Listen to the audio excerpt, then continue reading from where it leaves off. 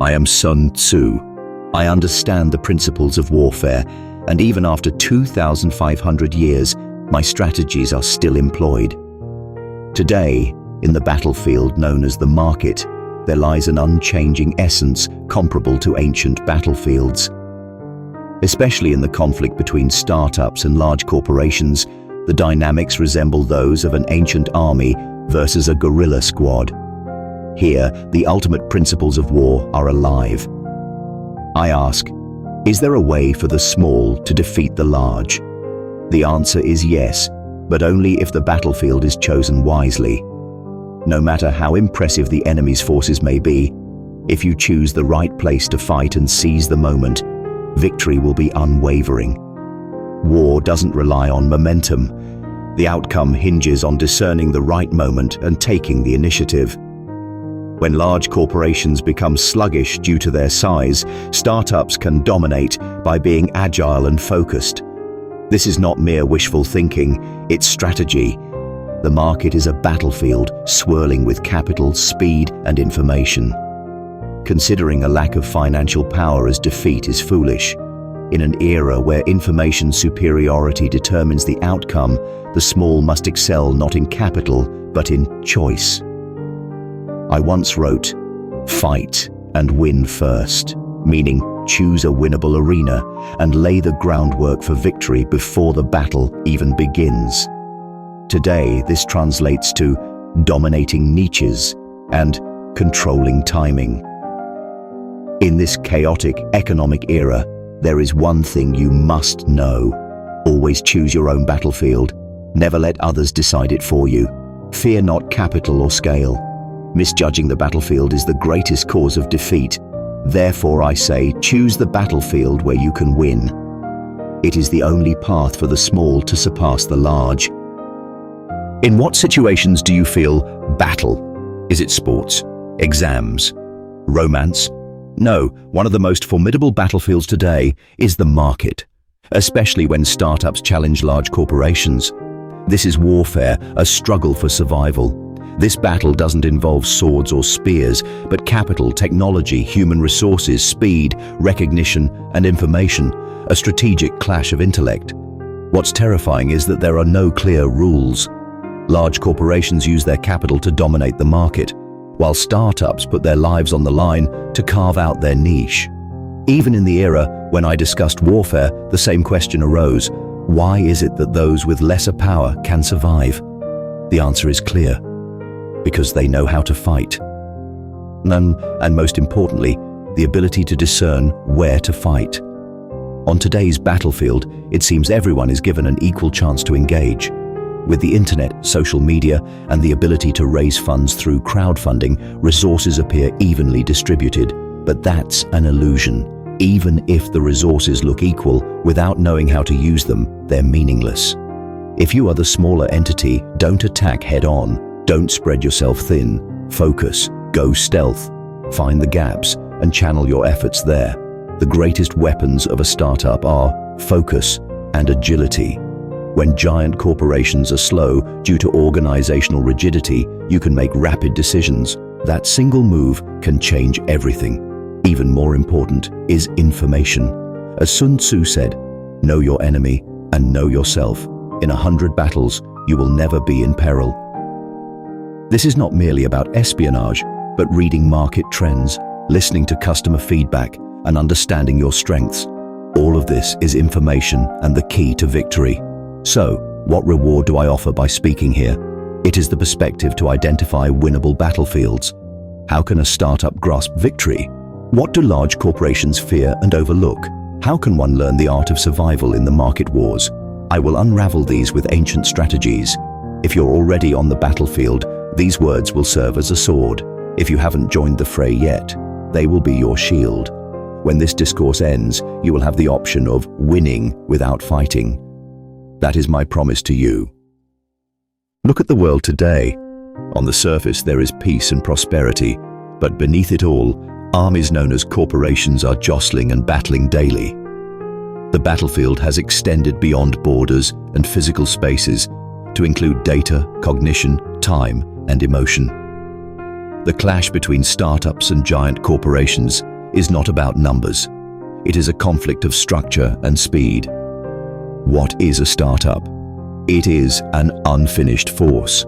Yet because it is unfinished, it is resilient to change, swift, and persistent.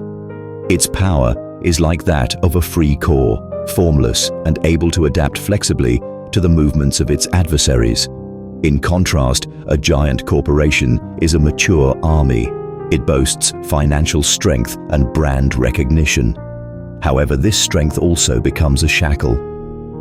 The organization is cumbersome, decisions are slow, and its movements are sluggish. Moreover, accustomed to victory, it often overlooks the omens of defeat. Consider a startup leading the way in a particular field, suddenly changing the market dynamics through innovation.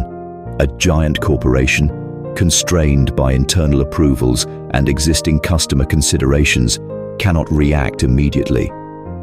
It is here that the gap emerges. The modern battlefield has an even more troublesome element: information control via capital. Advertisements, search results, social media exposure, all can be bought.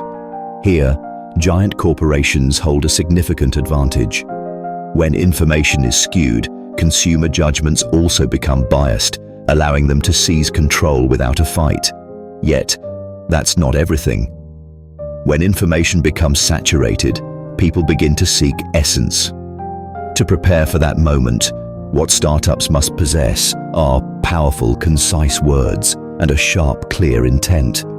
The current market is fraught with chaos such as price-driven service sectors. Areas where affordability is key become a clash of endurance, favoring those with greater capital. Product markets plagued by imitation. Anything released is immediately copied, making differentiation challenging. The fleeting nature of customer attention. Novelty is demanded, and loyalty is low. The lag between investment and results. Many startups run out of funds before achieving any outcomes. In such an environment, for the small to overcome, the large, pinpoint precision and a streamlined, focused strategy are essential. If you are a warrior of a startup, you are likely surrounded by vast enemies at this moment. But do not be afraid. The larger your enemy, the larger their blind spots. Those blind spots are your lifeline and the starting point of your victory. Question yourself: is the current place I stand truly where I should fight? Is this ground winnable, and are my resources within reach? Choosing the wrong battlefield is the most foolish blunder. Those who do not bear this question will eventually be swept away and eliminated. Chaos is an opportunity. When nothing is fixed, victory smiles upon those who strategize. Do you know?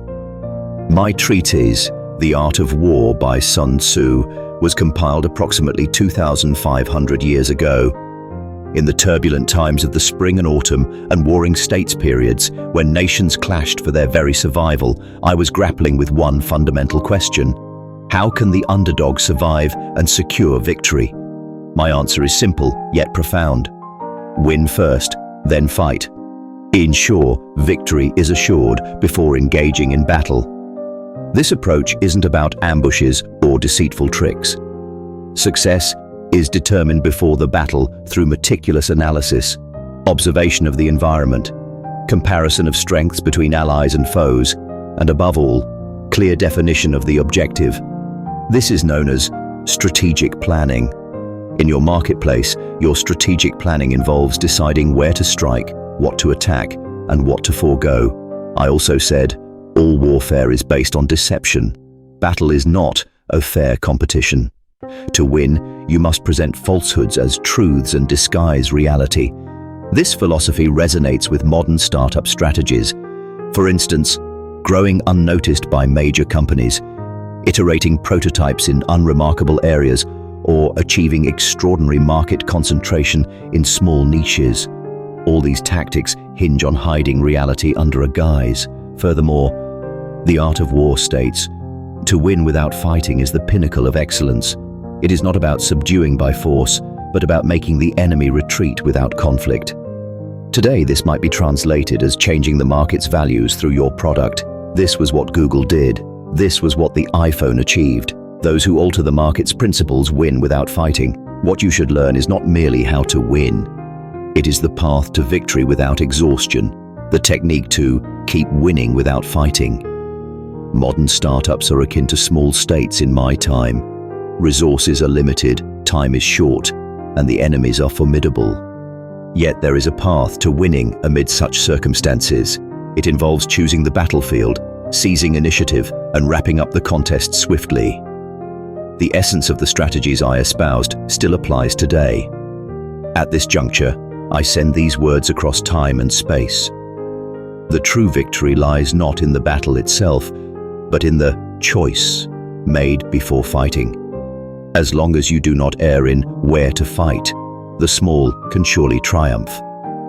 This is not idealism, it is strategy. Now that we understand the principles of battle, the key is applying them to modern times. If you are part of a startup, you might be wondering daily, why must we challenge these giants? Or, how can we, with no name or wealth, possibly win?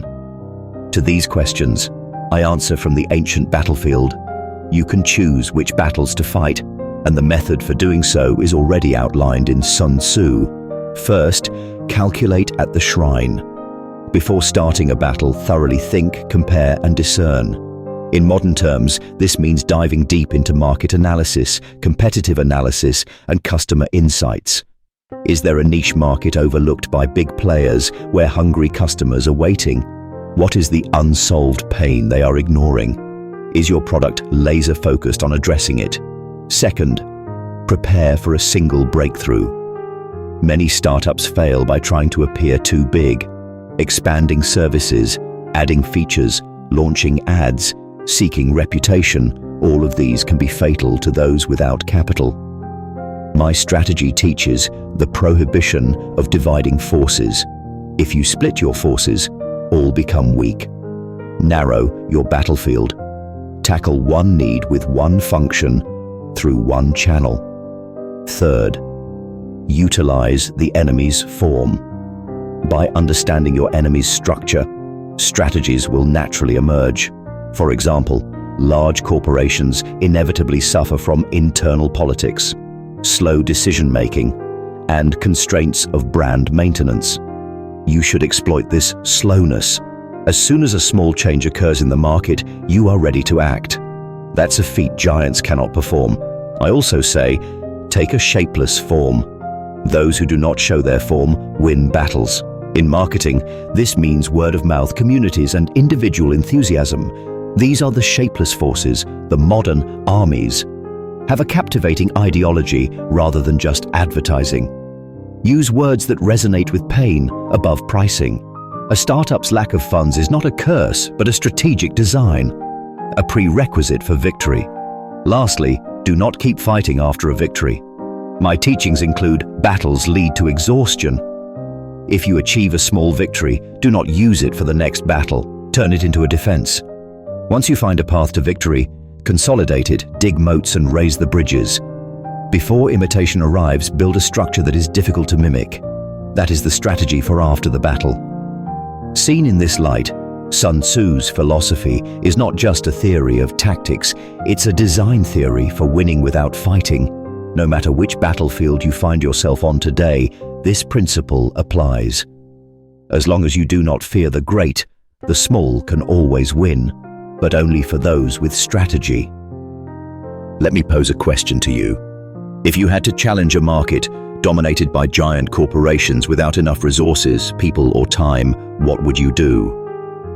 This question is not a mere fantasy. Right now, many startups find themselves in just such a situation. They speak of their ideals and hold their missions close to heart, yet find themselves fighting to stay afloat against the overwhelming waves of capital. So, in such a scenario, what is the correct course of action? Here lies a dilemma. Option 1. Go toe-to-toe with the giants on their field. Option 2. Retreat to a niche and survive without drawing attention. The former might be a glorious challenge, but it's also a path with a high likelihood of getting crushed. The latter makes survival easier, but at the cost of growth potential. Which is right? Or could it be that the question itself is flawed? In Sun Tzu, I stated, "Control others with form, obtain victory with surprise." Form, meaning don't be constrained by established norms. The most dangerous position in a battle is when the question is already designed by the enemy. It is foolish to ponder how to win within a ring crafted by the enemy. What you should do is to question the very nature of the question and reshape it. For example, do not set the battleground on price or functionality. That is where capital triumphs. Replace the question with empathy, passion, and speed. If it is a battleground redefined by you, then the advantage is yours. You might even ask, are surviving and winning the same? No. Winning is fulfilling your objectives. Surviving is merely deferring them. Many startups pivot to survive, but is that truly victory? I say this: a fight to not die and a fight to win are different. That's why you must ask yourself, is this fight structured to deliver my victory? If not, withdraw, change it, redesign the question. Strategy begins by questioning. If the question is wrong, no matter how swift or strong you are, defeat is inevitable. Strategy is born from questioning. Whose strategy framework does your question currently reside in? War has changed. No, the battlefield has changed. The battlefields of the past were defined by soil, castle walls, rivers, and mountains. But now, they float in the cloud, built by code and governed by algorithms. This new terrain, the evolution of technology, is both the greatest weapon and the greatest threat for startups. I ask you this: AI, big data, blockchain, quantum computing, 5G, and IoT. How strategically do you leverage these technologies? Are you simply consuming them as passing fads?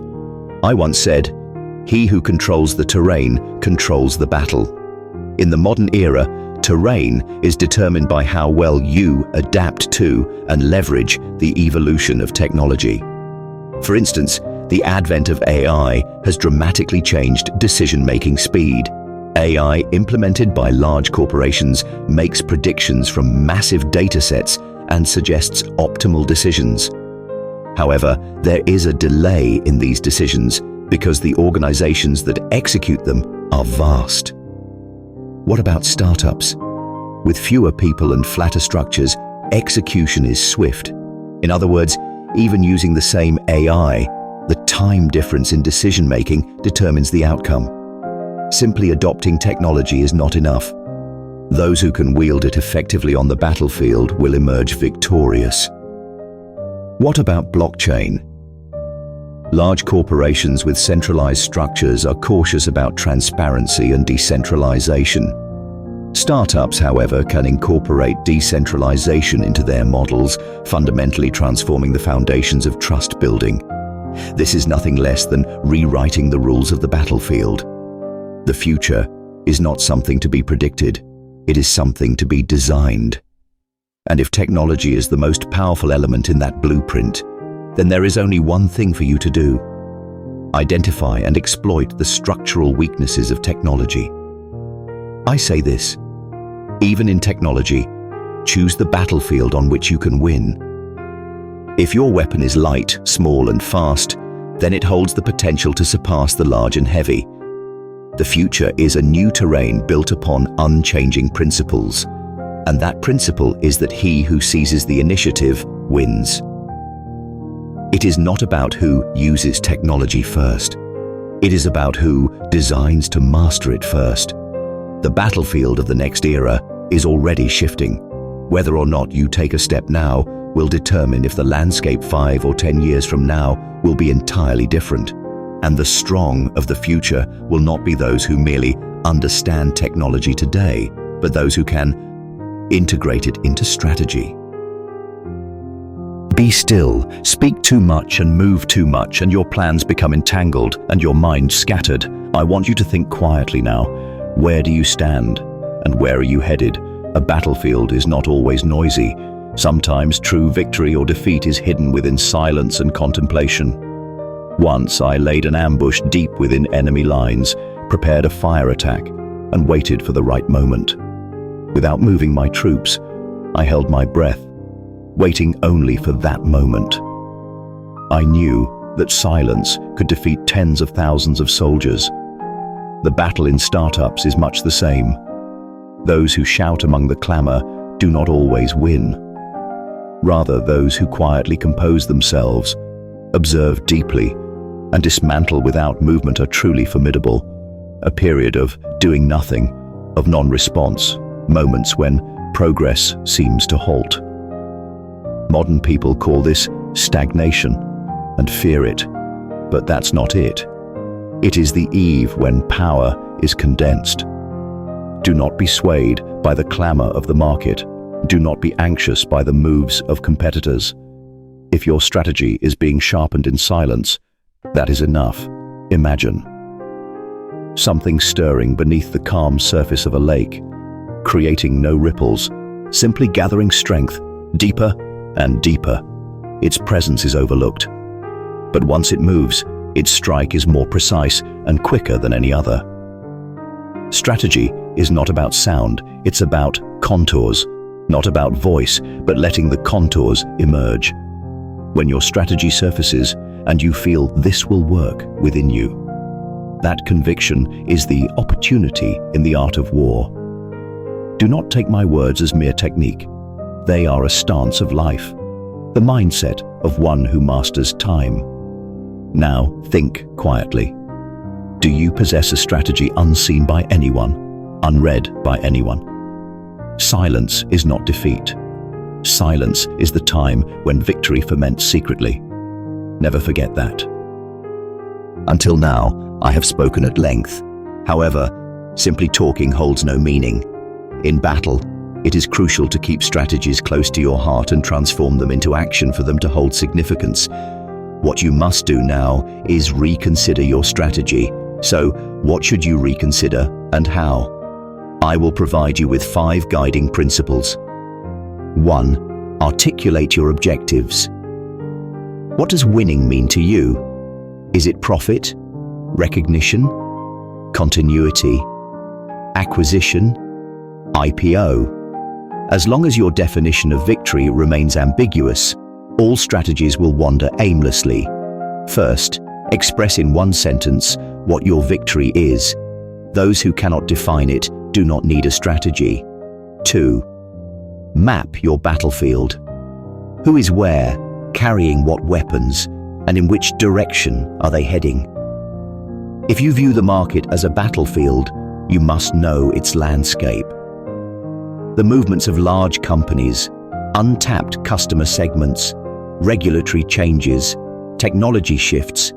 Summarize these on a single sheet of paper. Once you put it on paper, the previously unseen landscape will emerge. 3. Identify the weaknesses of your enemy, not their strengths. Many fear the strengths of their opponents. However, victories are always born from weaknesses. Where are big corporations slow-moving? Is there a low-margin market they've abandoned? What trends can their organizational structure not adapt to? Visualize these and devise a strategy for a focused breakthrough. 4. Act small, fast, and iteratively. In battle, the one who shouts the loudest does not win. Victory is seized by those who quietly, swiftly, and responsively act. Rather than perfecting the product, release it and learn. Instead of perfect marketing, gather actual user feedback. The one who swiftly reaches a responsive market can lay the next stone. 5. Design a structure that allows you to win without fighting. I have said, the best victory is to win without fighting. If you hold the market before the enemy deploys their troops, build your brand, secure your customers, and set up a structure that prevents imitation, then your victory is assured even before the enemy acts. These 5 principles are not mere checklists. They embody the mindset to win, the order of actions to take, and the courage to reconsider your choices. Many cling to a strategy once they have set it. However, strategies are not fixed. When situations change, landscapes shift, or people evolve, strategies must also change, and it is those who can change who will survive. Now, reassess your strategy, frame your questions, draw your map, and design your structure. That is the only way for the small to prevail over the large. What remains in your heart now? Is it urgency, hope, or perhaps a quiet determination? In any case, throughout this discourse, a question must have been kindled within you. It is a question that cannot be expressed in words. What does it mean to win, to fight, to choose? These are seeds of questions. Battle is not something directed outward. Those truly strong possess a constant quietness within. I have walked countless battlefields, but the most fearsome enemy was the one who remains calm and unshaken. Unmoved by emotions or words, they simply watch the moment to act. Such individuals hold strategy and are graced with victory. If you find yourself in the midst of battle, take this moment to lay down your sword and regulate your breathing. Overthinking can also cloud your strategy. If the water's surface stirs, the moon's reflection is lost. If the heart is restless, the battlefield becomes unclear. As you proceed on your path, choices will continue to await you. Should you retreat, advance, expand, or abandon? Inner quietness will guide all of these choices. And remember, winning isn't about shouting loudly. Victory resides in the silence that follows deep, long contemplation. At this moment, you need not act immediately. One move is all it takes to change everything. Focus on refining only when, where, and how to make that move. As this discourse ends, may you be left with a blank space within, a void that can only be touched by your own thoughts. It is there that the seeds of strategy will sprout. Having finished speaking, I quietly envision your face. Standing in the battlefield called the market, you have often wavered and been uncertain, yet you continue to look forward. Do not engage in battles you cannot win. Do not mistake the battlefield. Do not neglect your strategy. These are the teachings of me, Sun Tzu, and these teachings transcend time and industries, speaking to you who are here today. Strategy is about choice, not obsession. Even a strategy once chosen should be abandoned when necessary. If the path to victory shifts, rebuild without hesitation. Constant change is the condition for survival. Victory in the market is not about short-term gains. It is merely the result of maximizing your potential on the battlefield you've chosen. In other words, victory is not something bestowed upon you from outside, but something you select from within. If you've listened to the end of this discourse, you have already gained a step in strategy. All that remains is action. Choose, experiment, discern, and act. I hope this discourse has kindled a small spark within you, and one day that spark will become the flame of strategy, lighting the market with your name. I believe this will come to pass. Next time we meet across time and space, I wish for you to be one of those who emerge victorious. With that, I shall lay down my pen here. From here on, I will engage with you in a more informal and personal conversation. After all strategies have been discussed, what remains is not words, but the afterglow of reflection. What feelings linger within you now? Is it courage, anxiety, urgency, or perhaps a small impulse of wanting to try? Each is valid. Each can become a starting point for strategy. A startup, by nature, is a bundle of questions. Which market to enter? What to create and for whom? How far to grow? There are no definitive answers to these. However, there are strategies, which are structures that link situations, goals, and resources, and only you can craft them. Let us take a moment to reflect. What I wanted to convey was not just tactical theory, it's a philosophy of how the small can dominate the scene. A startup is not a loser. It is not incomplete. Rather, it is an entity capable of moving, thinking and choosing ahead of any giant. However, this is not pride. It is preparation and choice. Now, I will leave you with 3 questions. First, is the market you currently occupy truly a place where you can win? Can you see the path to victory in this location you've chosen? Or are you fighting on someone else's turf? Second, is the strategy you've crafted suited to the you of today? Is it designed not for an ideal future, but to win with your current resources, current speed, and current relationships? Third, is your own definition of victory clear? Not based on others' evaluations, investor standards, or industry trends, but do you have a single sentence that defines what victory means to you? There is no need to answer these questions, but you must not stop thinking. And even after my discourse ends, I hope you begin your own narrative. This narrative is action, decision, and outcome. What lies beyond this battle is not the defeat of rivals or the domination of capital. It is the